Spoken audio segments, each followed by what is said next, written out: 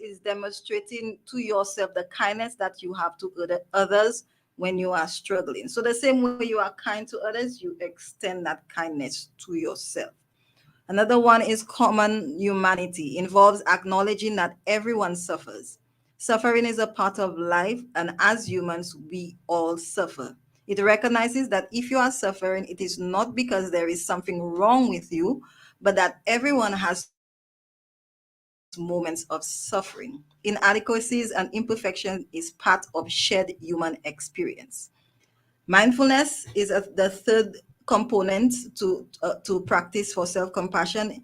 Mindfulness is noticing when we are suffering and attending to our struggle. Being mindful is to observe negative thoughts with openness, not just pushing it in the back, but we acknowledge that we are having those negative thoughts, and we are analyzing it, and we are trying to deal with it and overcome it. Okay.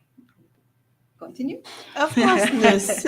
Okay, so common misconceptions about self-compassion. Some persons may say self-compassion is self-pity, like you having pity on yourself. No. And person may say, if I open this kind of wounds, I will wallow in my feelings forever and never get anything alone, anything done. Sorry. So self-compassion is not having self-pity. What we are doing is acknowledging our flaws and making effort and putting things in place to deal with it, to overcome it, to grow from that experience. You may say that self-compassion is self-excuse. So compassionate people tend to be more motivated to apologize when their behavior has done harm. They are also more committed to not repeating the behavior again. So another myth would be self-compassion is self-serving. Caring for myself over others is selfish. We go back to being selfish, but it's not being selfish. Is gaining your strength that you are strong enough to help someone else. Okay. All right.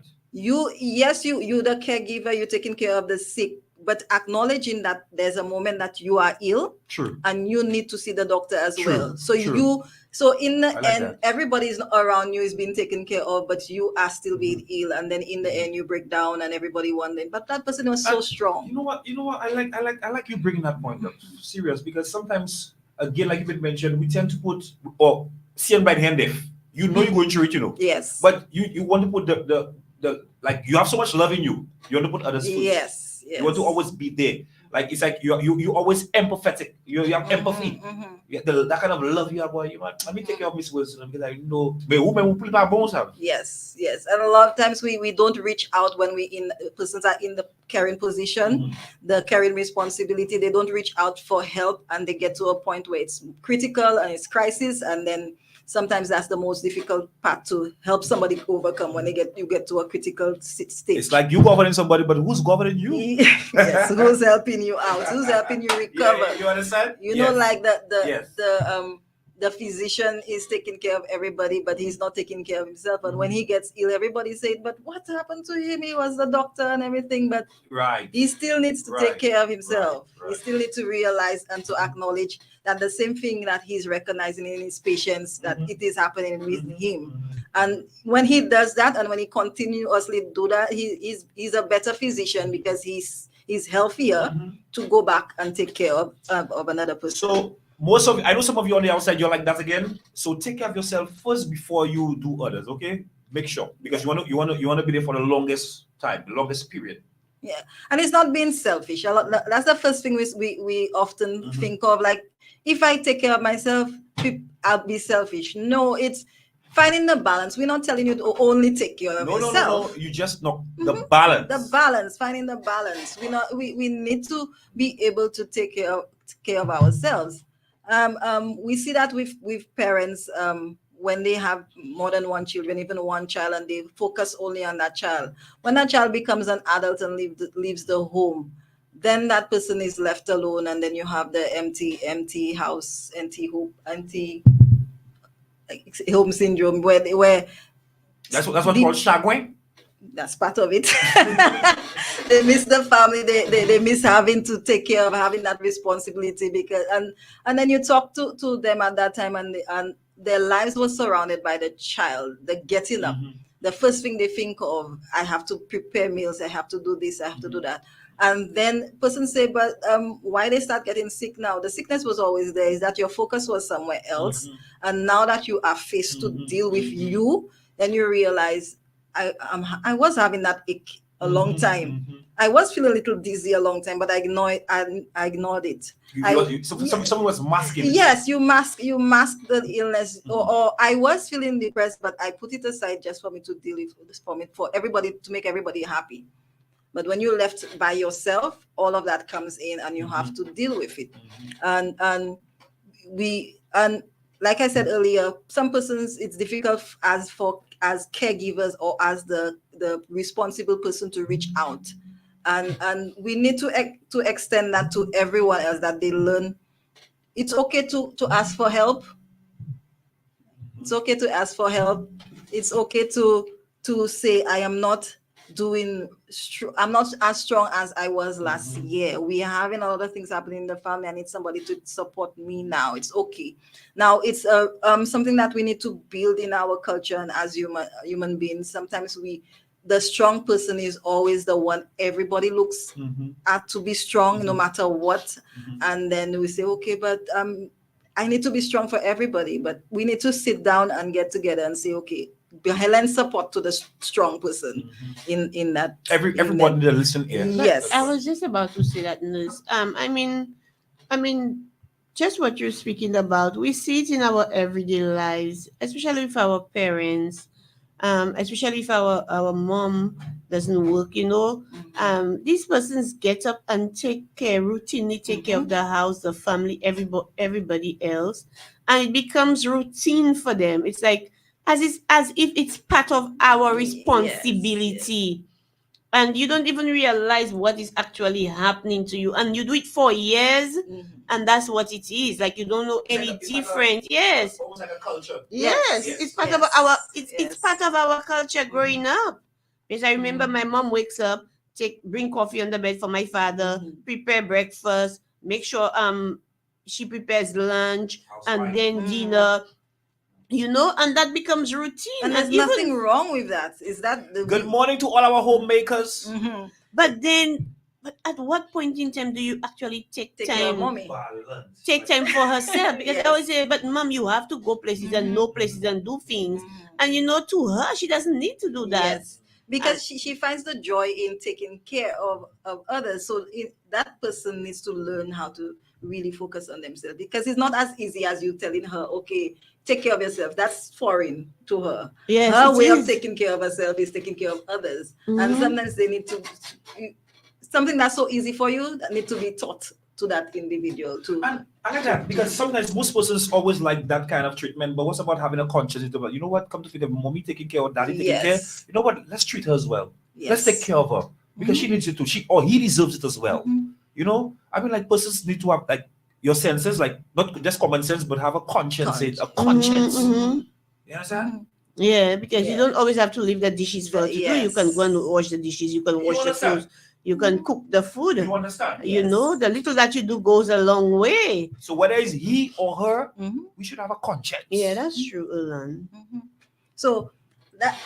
So that's why we say in the self-compassion is not just not being selfish. You acknowledging that you taking care of yourself so that you can be able to take care of another person. And it's also when you start looking at yourself like that, you are more open-minded and seeing, okay, the same example we had a while ago. The mother is doing so much. I need to extend to her. I need to reach out to that father. That even if you have an employee and that's their job.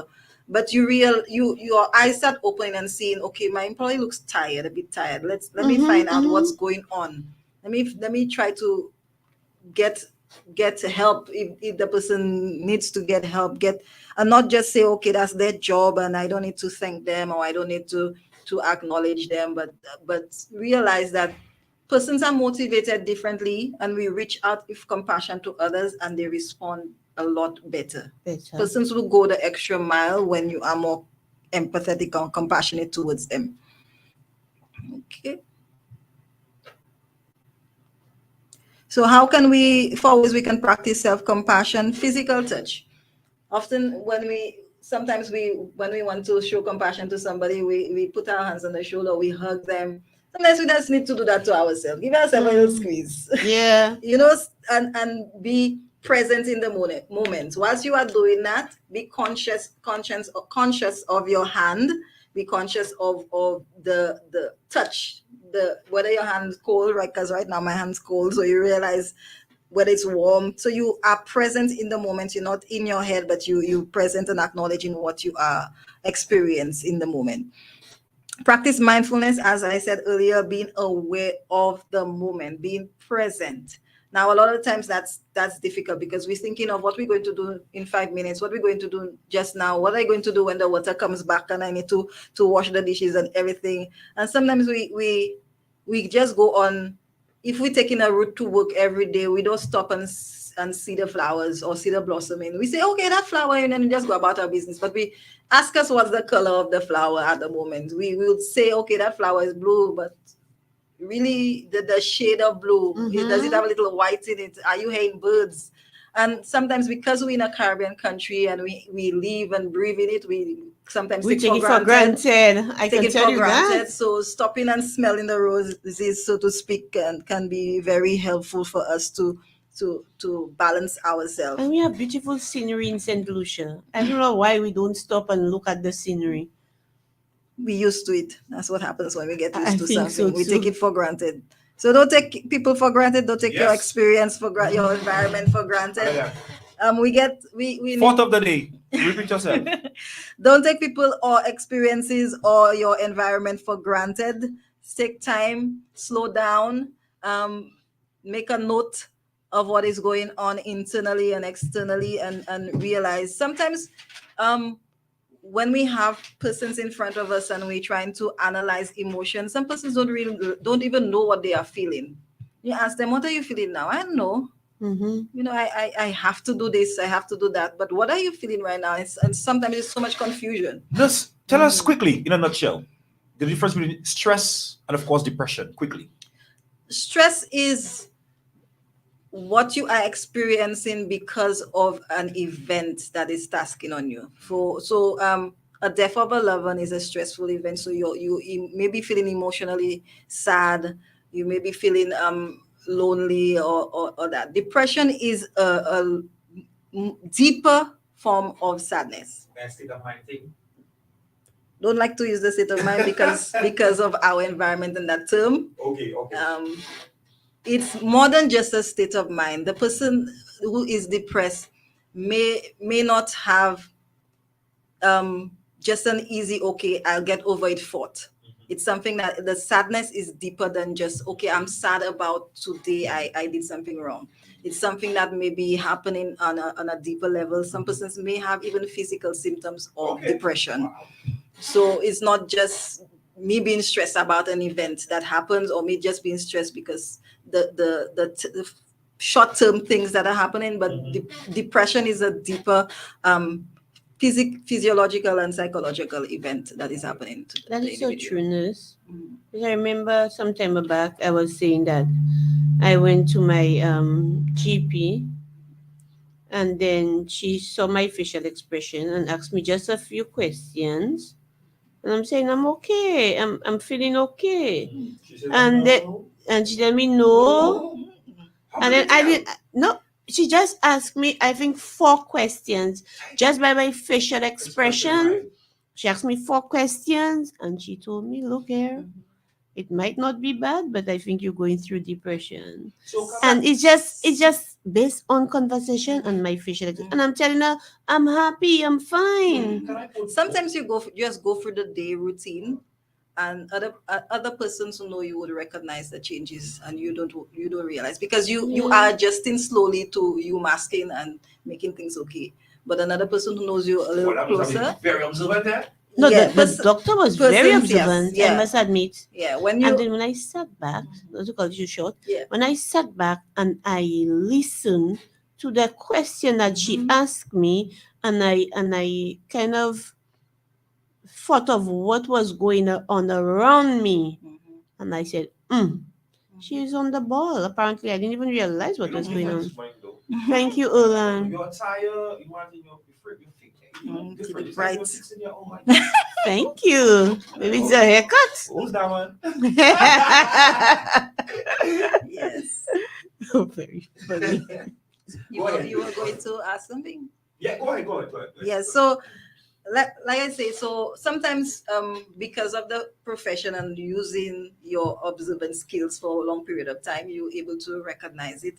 And sometimes just there are just basic questions that will give you the answers Mhm. to what is going on. Um, Somebody's posture can change when they are depressed. Certain Not while persons are interacting, because persons can mask while they're interacting with somebody, but if you look at the individual when they're sitting by themselves, sometimes you go to that. Sometimes when I have them in the office, I just sit down whilst they're talking, the subtle expressions, because a word may trigger an expression on that person's face, and they don't even realize that they did that change. That is true. So not just what the person says, but sometimes the body language I can want to ask tell you a question. How can someone protect their mental health? How can they protect their mental Yes. health? That is a continuous process of self-evaluation, self-reflection, and sometimes we need external help. Sometimes we need to tackle the things, the trauma that we not even recognize that we were traumatized by. And some persons need professionals, some persons start with themselves, and some persons need professionals so that you can uncover the things behind what is going on presently. If somebody is seeking for help, assistance, who and where can they turn to? They can turn to our different facilities. You can call. We have clinic at least one day a month at each facility. I can't recall the date of my head, the times off my head right now. So different days of the week will have different areas, like Itang's Health Center, Fonse Jacques. We are in the centers at different days. So somebody can call the centers, call Sufre Hospital. My schedule is there. So they would let you all know when I am there to come in so we can start the process. You can start with me, and if there is something that is needing referral to another specialist, then that will be done. So, Oh, look, I have it there. yeah, sure, miss. So, second and fourth Thursday, Soufre Hospital. I hope that has not changed. First Thursday, Lafag Wellness Center. Third Tuesday of the month, Magouge. Fourth Tuesday of the month, Etangs. And second Monday, Delse Wellness Center. So first Thursday is where? First Thursday of the month is Lafag Wellness So Center. that's next week. Yes, This yes. This week. This week? Oh yeah. Yeah, this week, Yes, this you're right, week. You're right. You're right. This Yeah, you're week, right, this week. and you have second and fourth Thursday of every month, Soufre Hospital. Third Tuesday of every month is Magouche Wellness Center. And the fourth Tuesday of every month is Etangs Wellness Center. And second Monday of every month is Delse Wellness Center. Okay, so that's for the health region 6. Yes. The other regions would have the other schedules. So the region 6 is Soufre to Choiseul. Yeah. Yes. I'm also at library as well with us now. So guys, if you want to make a contribution, remember 730538848. Yeah, we're here. So nurse, you can continue.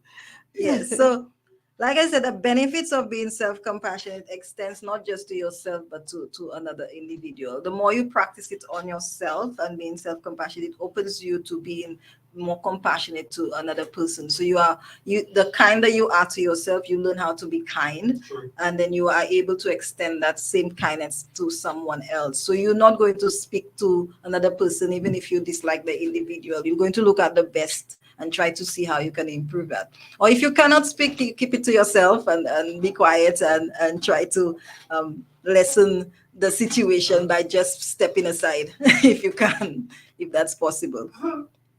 Now, when you have self-compassion, it really helps you to be a good leader. Yeah. Very, very good leader. Reiterate that again. Yeah. Say that again. It helps you be a very good leader. When you have what? Self-compassion. Because it's you realize that everyone has flaws. You realize that everyone is imperfect, including yourself. Self. So you reach you it allows you to look at the strengths of others working with you to pull out that strength so that the team can benefit in the end. You remember the last sentence you gave it again? Or you came with team and come again. Repeat that. You see, I'll tell you something. There's persons outside there, they need to hear these things. Very They much need to so. not just hate, but acknowledge these things. You know, you made mention, nobody's perfect. All right, persons do have their flaws. But again, dealing with persons, they have ways on. You don't know how to talk to different people, different time. Even me too. You understand? Mm-hmm. Even me too, different time. I just blow things out of proportion myself. You understand? But there's person outside there like me too. They need to hear those kind of things. You understand? It need to be registered as well. Not just heard, but register. Yes. You have to acknowledge these things. Yeah, it takes a lot of denying of self to actually practice those things, because you want to be in the power position and not look like a soft individual in leadership. But that being self-compassionate doesn't mean that you'll be a pushover in leadership. It just shows you that yes, we all are building on something. We all have an area where we are not as strong as in another area. And we look at the other individuals on the team and we say, okay, this person is strong in that. How can I learn from that individual, or how can I pull out from that individual's strength and work better for the team? So it's recognizing that all of us are in it together. All of us have negative experiences. All of us have flaws, and we are here to grow, to learn, and to build from there. Very nice. Nicely said. Very nice. Anything you want to add? Anything you want to add? In listening to Nurse, no. In listening to Nurse, I think one of the qualities that I actually recognize from from our director is that she really, really has those qualities. That's one of the things that makes her such a great leader. And in speaking to Fawn, and I said, Fawn, beware. That quality is a quality that really, really makes her who she is and able to guide us.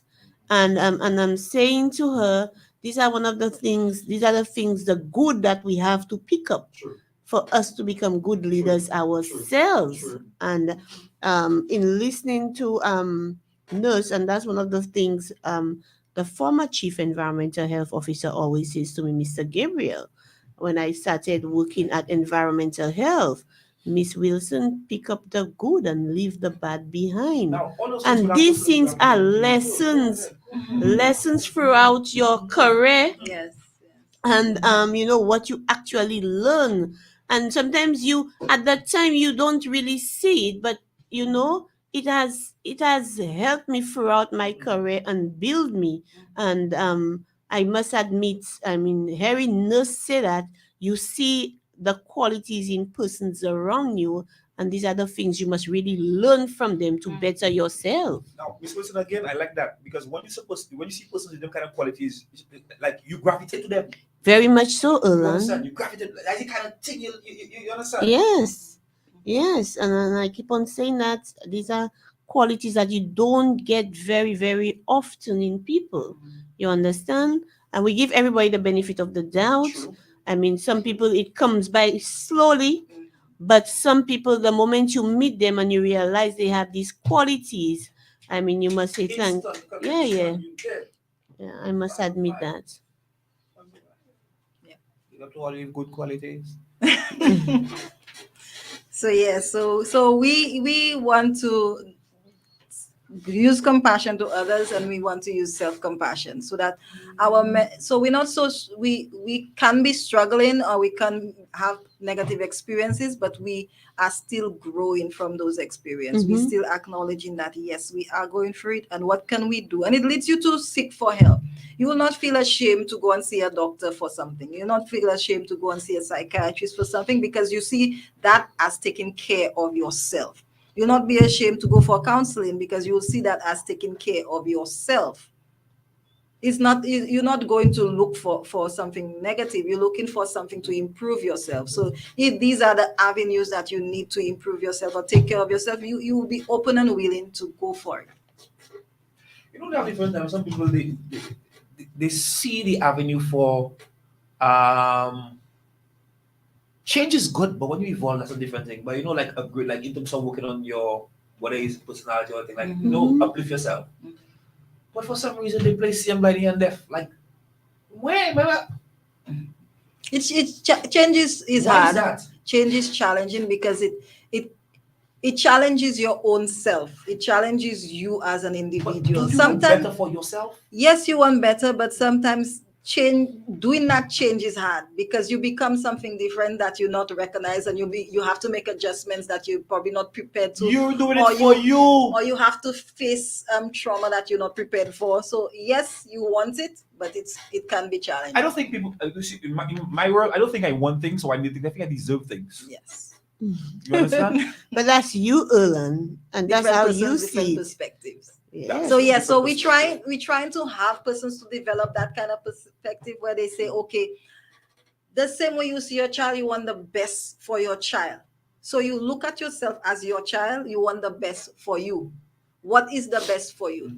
Is it going for counseling? Is it going to see your doctor when you need to? Is it drinking water when you need to? Is it exercising? Is it sleeping? Is that the best for you? Let's talk about self-denial. Yeah, because a lot of us have guilty conscience when it comes to self-denial. We are self-compassion, That's not okay. That's okay. Yeah, but you see, It's all together. we cannot play like it exists. Persons, there are a lot of persons with self-denial. They keep denying themselves. Like, you know, oh, you think I get, you think they'll make me, you think that. We don't realize we have never been taught to strive for better. Some persons have that innately. They've been in an environment where everyone is striving for something better, and they go for that. But some persons grew up in an environment where that is not what anyone is going for. Let me ask It's like they're just going for. The three of us in here, right? Don't you think things like that's supposed to be part of the school curriculum? they teach them. We do. Of Hey, course. what in subject? health and family life. What? They You do. see those? What subject? Health and family life? Yes, and they have different persons coming in, speaking to the children, and so on. I mean, sometimes it don't have to be at school, but at home too. I like Parents I do tend like to that. pick it up, and they need to correct it. Mhm. Because I remember as a child growing up, I mean, although both of my parents are illiterate and thing, but they're able to teach you in a way, even if you don't recognize that's what they were teaching you. They actually taught you, you know, But again, the about recognition, self-denial. The recognition. How many of us recognize? Like They you make said, you recognize, the parents make you recognize, but do you see it as that? Do you see that they're actually teaching you to Again. recognize self-denial? You understand? And a lot of us, we tend not to take our parents' advice, and sometimes it a lot starts of at us see- home. because Exactly. look how pretty are.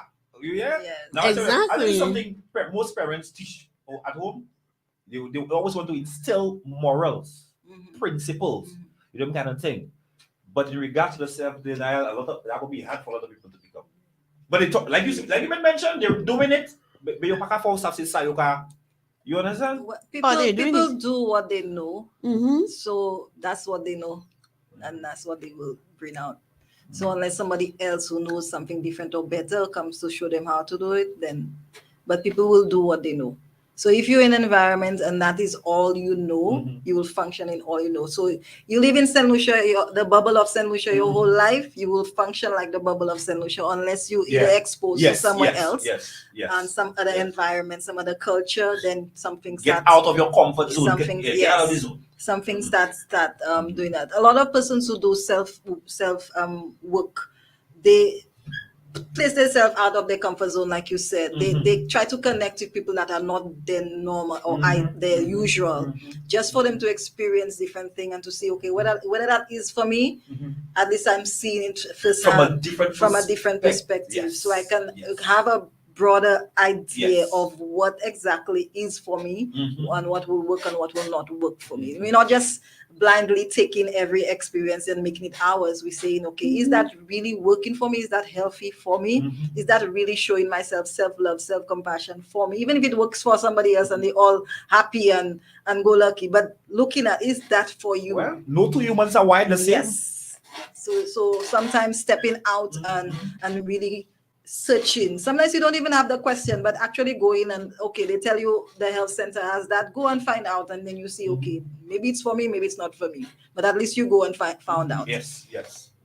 That's self-love again. You got check book how. Yes. You stepped out. Why check? Yes. Don't expect somebody else to do it for you. You want to develop as a writer, you want to develop as a nurse, you want to develop as an educator. You have to pursue it in your way. You have to pursue it yourself. In a nutshell, what you simply said, it starts with you as an individual. It starts with you. Don't do it for them or do it for yourself. Yeah. It starts with you.